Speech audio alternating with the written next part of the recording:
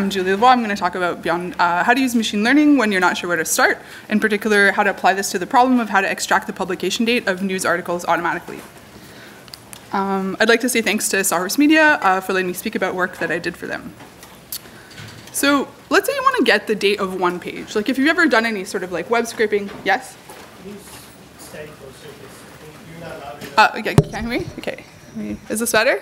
Yes. Okay, perfect, sorry. Okay, if ever you have problems again, just let me know.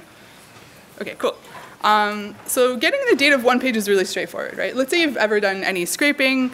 It's pretty easy to proceed, right? You just find what the date where is in the page, use your favorite like DOM inspector or like DevTools, use something like Beautiful Soup or whatever, and you can really easily get the date out of one page. This is the New York Times. I think this might be, I don't know, it's Chrome or maybe like Firefox, I'm not really sure. So that's like pretty straightforward. And then sites typically use templates, so if you can extract the date from one page in a site, you can usually get them all. I'm like used to using the keyboard. Okay. Extracting the date of the second page is also pretty straightforward. So here we have Gizmodo. You do the same thing, right? You would write a program that has two cases. If it's like New York Times, do this. If it's Gizmodo, do that. We do the same thing. We see the date is from the 12th of January or whatever. We get what kind of like DOM element this thing is in, and we just like go. I wanted to include the picture, but like now I was like, oh, what if people get upset? But he has like really, really nice tattoos, but I couldn't put it in the page. Can you step away from the microphone? You can't hear? Oh, that's hard. Okay. Face the audience when you speak. Is that better? Yeah, the microphone. That would work. Oh man, I can't hold this the whole time. Sorry, I need to do more push-ups or something. Okay, I'll try to stand here. Gotcha. Is this better? I'm very like mobile, so it's gonna be tough. All right. But let's say, okay, so if you want to do for like one page or 2 pages, it's really straightforward. I'll just try to speak really loud. But like, you know, you can do the same thing for like 10 pages, 15 sites. You just write a bunch of like case statements, right? Like if it's like site X, do this. If it's site Y, do this. But what about 10,000 sites? Are you going to write 10,000 cases? What about 100,000? Like it becomes a different type of problem. Well, what now? So, well, we could get people to do it. So we could use something like Mechanical Turk. It has an API. You can send tasks to real humans. It costs maybe like a cent per page or something like that. It's really cool because you're programming humans, right? For me, I find it very interesting that essentially human cognition in these types of tasks has become just like one sort of part of a bigger computation that's mostly done by machines, and that's kind of cool. The problem is this isn't really like scalable, right? Let's say you want to process 1 million or more pages per week. That's like 10 grand a week. It doesn't scale, and the quality is not the best. Like let's be honest. For 1 cent, I'm not putting out my best work either. Some foreshadowing is we're going to need this anyways. Okay, well, what next? So we could get a programmer to do it. You can look at the date, you can see a pattern, you write a program, come up with some kind of algorithm. Let's say you see text that says published, you extract the date from that. If you don't find that, you look for like a div that has a class of like publication date, something like that. Solutions like this can be good for approximations, but the problem is like patterns can become quickly more complex than a human being can really understand. Like let's say you take a div that has a class of publication date, but well, what if it's in the comments? That's not what you want. Some foreshadowing is we're going to need this anyways. Can you guys hear me okay now? Is it better? Okay, good. So, okay. Well, what next? So we can take out the big guns and we can get machine learning to do it. So machine learning is interesting. Oh man, this like totally stifles me. I'm just like someone that moves around. Oh, okay. I need like a mic that's like here. So machine learning is interesting because it can see a pattern that's more complex than human beings can see. So one thing to note is that machine learning includes both previous solutions. So we're going to do what's called supervised learning. So we're going to need humans to get examples of pages and correct dates to train the model. And we're going to need heuristics to figure out the features to tell the model to pay attention to. But machine learning is a giant pain in the, it's an enormous amount of work. And we should only really use it if the volume of our data or the problem complexity is too much for the previous solutions. This is my opinion, obviously. So I had a friend who wanted to parse dates, and she told me, I was telling her what I was working on, and she said, should I hire an intern? Maybe I should, use what you're using. And asked her, well, how much data do you have? And she said, well, I have 2,000 results. So I said, do you have 2,000 total or 2,000 every day? And she said, I have 2,000 total. And I was like, for that much data, you should literally just do it yourself, like by hand. Like even training an intern or like getting someone else to do it, you're gonna have to give them instructions, they're gonna get it wrong, you're gonna have to clean the data, it's gonna be annoying, like literally just do it by hand. Like I know sort of like as developers, you think, oh, I'm too good to do that kind of thing, but it's like, honestly, it's simpler to do it yourself. Oops, what's going on with this? All right, so, okay, we've decided to use machine learning. Where do we start? So I think I forgot to mention that this was the first problem at the time. This was the first problem in machine learning that I ever worked on. I had zero experience with it. I have a math degree. I had some like background working on data, but that's pretty much it. And I just kind of got tasked with doing this. So of course, there's like different ways to think about it. This is what I did. So what I like to do is I like to start by thinking how, like, this task that I'm trying to conceptualize, how do I think of this as a human, right? Before I try to get computers to do it. Well, okay, how do we as humans recognize a publication date, right? Like we've all been like reading since we were kids. When we look at this is from CNN, how do we know what's the publication date? So we see here it says updated 9/09, blah, blah, blah, Wednesday, June 22nd. So we can see, right, the publication date is usually something like close to the title. We know something is the title because it's huge. It's close to the author. It's near the top of the page. It looks like a date. It'll have like date words, numbers, etc. It's not going to be something that's in the footer. It's not going to be something that's in the comments. So there's 3 different types of cues that we can kind of draw on to think about this problem. So we have stuff like linguistics cues, like language cues, stuff like updated, published on, etc. We have rendering, presentation cues, so it's near the top, it's close to the title, close to the author. If you were someone that was like in web design school or graphic design school, they would teach you these graphical cues, right? They would say stuff that's bigger is more important, things that are close together usually related, things that are the same in repetition, so like comments are probably like a repetition of something that is the same in an enumeration. So people are taught to speak in this sort of graphical language, and we also kind of, since we've been reading since we were young, instinctively kind of are trained to read this, to know this. Sorry, ooh. And, oh man, okay. And so we have markup cues, so typically things that are not really read by humans, but are significant to us as developers. So things like it's in a div that has a class of pub date, it's in a time tag, it's a markup that's kind of accompanying the information that will be read by and rendered by the browser. So these cues are so strong that usually, even in a language that we don't necessarily speak, we can typically figure out the information. And so an example of this is I really like cooking Korean food. I'm not Korean, but I had this Korean roommate, and he was a terrible roommate. But the one good thing he did for me is he set me up with this website where I could order Korean groceries online. That was usually mostly all Korean people, because they would come to my house and deliver, and whenever I moved, the guy would be like, "Wow, who are you?" He would just like always freak out. But basically, the cues are so strong. I don't speak Korean. I don't read Korean. And it was like a site that had pictures, so you couldn't really like use Google Chrome to like translate. But basically, like these cues of like where do you put stuff in a basket, where do you add things, they're so strong that like I have no idea what's going on with anything in Korean. But I was able to like order groceries and have them delivered to my house, put in my address, all that stuff, all in Korean. So, feel free to come on in. So this is a Japanese publication. I think the article is about some kind of like volcanic eruption. Of course, if you speak Japanese or read Chinese characters, it's probably easy for you. But let's say for the rest of us, I'll have another example for you if that's the case. Let's try to figure out where this is. I think I can show, this is like a laser. Woo! I don't know how to use a laser. Oh my God, okay, never mind.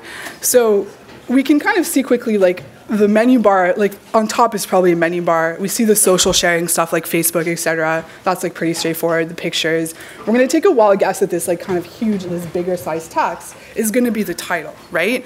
And then under that, we see between that and the social media, we see 2018, 5 numbers. Let's take a wild guess and say this is probably the publication date of this article, even though probably a great part of us don't read Japanese, right? And so here's an even harder example. This is Thai.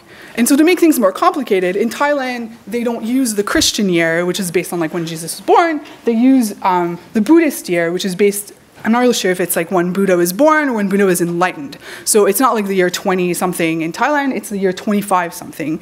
And they also use they don't use AM, PM, they use the 24-hour date, which you probably don't use here unless maybe you're in the military, I think. But even then, like, let's check this out, right? You have this title. We're going to take a wild guess. This big text is the title. There's a picture of a bunch of cats. I don't really know what they're doing. There's some like ads. The Facebook, et cetera, is pretty straightforward. And we see some, like, under the big text, we see 2561 and then 1702. Let's take a wild guess and say this is probably when this article was published. Okay, so now we've thought a little bit about how do we as human beings think about this task, so let's bring it back to machine learning, right? So in my opinion, at least for me, the hardest part of machine learning is how do you set up the problem in a way that machine learning can answer? So it's kind of like what people say about jokes. You set them up and I knock them down. It's like you have to set up the problem in a way that machine learning is able to knock it down. So for me, at the time, I was like, I had no idea what I was doing. And I was really helped by the fact that the CTO I was working with found this research paper, and this is what I ended up implementing. As a side note, I do not recommend implementing a research paper in machine learning as your first project. This was not super straightforward. So just to give some terminology, like if you haven't dealt with this before, we're going to do what's called supervised learning, and we're going to phrase it in terms of a classification problem. So supervised learning is we need people to look at pages and say, this is when this article is published. And then classification means, so this is like, this part is a little bit tricky in the sense of it's not enough to say what's a publication date of this article. It's kind of like too vague. There's not really a lot in there for machine learning to kind of grab onto. Instead, we're going to phrase it in terms of, does this DOM element contain the publication date for this article or not? So we're classifying DOM elements and saying, we're labeling them, well, this has the publication date or this doesn't have the publication date. So that's how we're going to phrase it. It's a little bit weird, and it's based on like how the paper did it, essentially. So, okay, so just an overview of the steps. If this doesn't make sense, like, don't worry. Like, I'm just going to go over these in detail just to give an idea of what we did. So we're starting by training a model, and then we're going to show how to use the model in production. So to train the model, what we're going to do is we're going to get some data. The data is going to look like HTML and the publication date for it. For each of these pages, we're going to get the DOM elements in the page that contain a date, which is kind of a little bit this weird intermediate step because the problem is weird. We're going to calculate features on all of the, I say chunk because I just get tired of saying DOM element. That's just like my mental like way to think about it. On all of these like DOM elements, it's going to be stuff like, does it contain publish, does it contain a link, and then we're going to train the model. So let's go over these in more detail. So step one is getting data. So I like this picture because when I started working on these data problems, this is how I felt. I felt like you see this whale, it's kind of a whale, they swim in the ocean and like fish just come into their mouth. They just need to swim around and like eat fish. It's like you need to get a whole bunch of data. So I don't know, just like this picture. And so if we want our problem to go well, we want to start by having a bunch of useful and correct data. So I like this quote that shows that this has been a problem for a very long time. This is from Charles Babbage, the father of computer science, and people ask him, Mr. Babbage, if you put into the machine the wrong figures, will the right answers come out? And this is how I feel when people ask me like really dumb questions sometimes. It's like, I'm not able to rightly apprehend the kind of confusion of ideas that could lead to such a question. It's kind of like, so it's kind of like saying WTF like in 1860, right? Like, what's even going on? So you can see, so ever since the beginning of computer science, this has been an important part of solving problems. So step one is, okay, we need to get some data. So for this problem, what it looked like is I got like this massive CSV with like a whole bunch of URLs. I got some people on ODAS to look at the page and enter the date in the CSV. It was really like a CSV looked like this. It had a URL, it had a publication date. I downloaded all these pages, used as training data. People are often wrong, so what I ended up doing is I got 3 people to fill out like copies of the same thing, and then I only took the result if all of them agreed. I quickly became familiar with the fact that the more data you're dealing with, the more problems you have. So here are just examples of how this all went wrong. After, it's like, who is it? Is it Mike Tyson? He was like, everyone has a plan until they get punched in the face. That's exactly it. It's exactly like working on anything. So I hope that wasn't like too violent. Anyways, I just like that quote. Sorry. So basically, here are examples of things that went wrong. So basically, people entered the correct publication dates in the CSV, and then the web page goes 404. So we can't find it anymore. Then when I try to download it, there's no data, so of course the thing is wrong. Articles have publication dates when you look at them in the browser, so when people like go and look at stuff, there's something to see, but then it's something that uses React or some other framework where it needs to be rendered by a browser to have any data. So then of course when I just download it like with requests, there's nothing. Just UTF-8 errors. I hate UTF-8 with a fire of 1,000 suns. It's like, I hate it so much. like, I could give a whole talk on how much I hate UTF-8. Like, I'm not even exaggerating. Sorry if you've worked on UTF-8. Like, I'm sure you're a great person. I just hate UTF-8. I have a problem with UTF-8 right now, and I hate it so much. Okay, anyways. So I tell people to write non-applicable if like it's some article, it's like stock quotes or stuff that's not a news article. And then they misspell it in every possible iteration of like enumeration of like how to misspell this. NA, AN, A_N, like everything backwards. Like, so then I have to go and look at all of these and find all the misspellings of this and like take all those out. And so the problem with this is I tell people to do that so that I don't ignore that result, but then they misspell it, so then I don't ignore it, so it's like messes up the data. And then people just enter incorrect results because they make a mistake or they just don't care. Okay, so feature selection. So a lot of people say feature selection is the hardest part of machine learning. I was really helped by the fact that the paper just listed all the features that they use, so that's what I implemented. It's also a good reason why it's a good idea to start with heuristics if you don't have such a handy thing to follow, because a lot of features can come from there, because heuristics will tell you patterns that are important, just maybe not in what degree or so on, but it still gives you an idea of like these are things that might be important to pay attention to. So examples of features for this problem were contains the word posted, contains the word modified, contains the words published, what's the header level, is it a link, is it bold or not, stuff like pixel distance from the top of the page, pixel distance from the title. You can kind of guess like we were looking at as humans, these things would correlate, right? We're just not sure like to what extent and which one's more, et cetera, et cetera. So next step, training the model. So if you've done a lot of machine learning, you're just gonna laugh at me, like this was really my first attempt at this type of thing. But it goes to show you, like you can kind of not know what you're doing and it still works out great. Like this thing is in production, it makes us money, like it works pretty well. Basically, I ended up using NLTK and naive Bayes. You can use scikit-learn, of course, which is kind of more sophisticated. But I still like NLTK for kind of text-based tasks, personally. I'm sure there's like a million better solutions than this. I think the paper used SVM as an algorithm. But for me at the time, this was the easiest one to understand. And my algorithm on what to do and what to use was I looked at the NLTK tutorial and I'm like, okay, I understand what to do. And I looked at scikit-learn tutorial, I'm like, I have no idea what is even going on with this thing. Like, excuse me, sorry to any scikit-learn developers, but at the time it was very obscure to me. And so I don't know if this ever happened to you guys. It's like you're trying to learn something new, any sort of like new technique. You're like, oh, I'm doing this tutorial. This is great. I totally understand what's going on. I feel awesome about my newfound knowledge. And then any sort of like,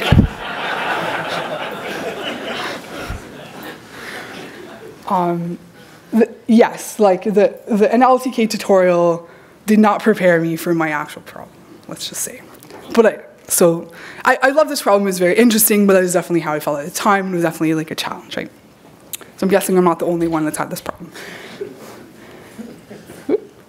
So okay, so now our model is trained and now we can use it in production. So there's a few more steps because the model can answer the question of, does this DOM element contain the publication date for this page? But our problem is actually, what's the publication date for this page? So we need to kind of do a few more steps to bring it back in terms of our original problem.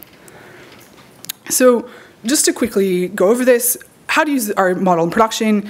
Let's say we get a page, we're gonna split this page into DOM elements that contain a date, right? We're gonna extract all the DOM elements that contain a date. We're gonna calculate the features on each of these DOM elements. Again, I see chunks to mean DOM elements, just my own shorthand.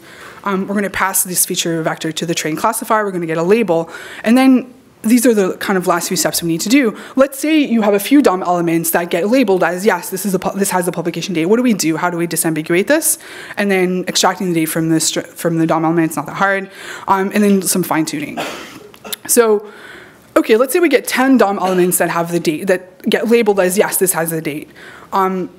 Or some of them anyways, get classified as having date, more than one. How do we decide which chunk to take? So I just tried a whole bunch of different stuff. I tested how accurate things were. And it turns out I just picked the first one, which probably is just because it correlates with being at the top of the page, which is the most likely thing.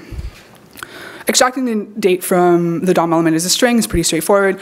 As you remember, we're also using the HTML and all the markup and all that stuff. But we don't really need it in the end, right? We just want this string. We don't want to say this is published on list element class equals blah, blah, blah. We just use regular expressions to get out of there. And so fine tuning. This is kind of at the end, looking at the whole solution. What I ended up doing to kind of improve the overall thing was I did a whole bunch of pre-filtering. So I ditched DOM elements that lead to false positives. So stuff like comments, I just ignore them. 5 minutes? Okay, cool. Comments, I ignore the footer, I ignore the JavaScript. This often has false positives because it has like the library publication, like the date for that version of the library. I do post filtering, so I remove results are obviously wrong, so dates are in the future, dates in the past. One gotcha with that is that publications like the New York Times now put historical articles online. So it is a legit article that is from the 1800s, like they've digitized a ton of stuff. So I had to go back and like put the cutoff to be like ignore stuff from before 1600 or something like that. Probably like to be really safe, I should use maybe the beginning of the printing press or something like that, or like first like newspapers, but like it works well enough, right? And then hack. So this was just like a blatant hack, which of course, after doing all of this work, this is when I found out about it. If there's a date in the URL, literally just ignore everything I just said, all of this work, and just take it from the URL. I'm not joking. I probably should actually just test what's the accuracy of just doing that and doing nothing else, but I don't want to know. Like, I think that would just be depressing, to be honest.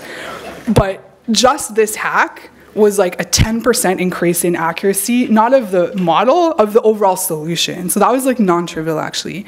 But of course, like a lot of these problems, it's like you kind of, I think in French we always saying that's like l'appétit vient en mangeant. It's like, it doesn't quite, it sort of means like you kind of learn by doing it. Like, it's like, if I hadn't worked on this problem, I would have never found this hack. It's not like from minute one I would have thought about this and then saved myself a ton of time, right? So kind of learn as you go along. It's not quite the meaning of the French saying, but anyways, it's kind of like a bit like this. So yeah, that was a 10% increase of the overall like accuracy of the whole solution. So results. So this, with a very like, you know, somewhat naive approach, we could say, has an 88% precision. I'm kind of hand waving here on article sample from basically 500,000 different publications. The paper itself had 96% precision. On their research data sets, they're not completely comparing like apples to oranges, apples to apples. And their data set like had like half Chinese and half English, I think. And so there's several reasons why for this. So I think I'm smart, hopefully that's true. I'm not 5 professors in machine learning.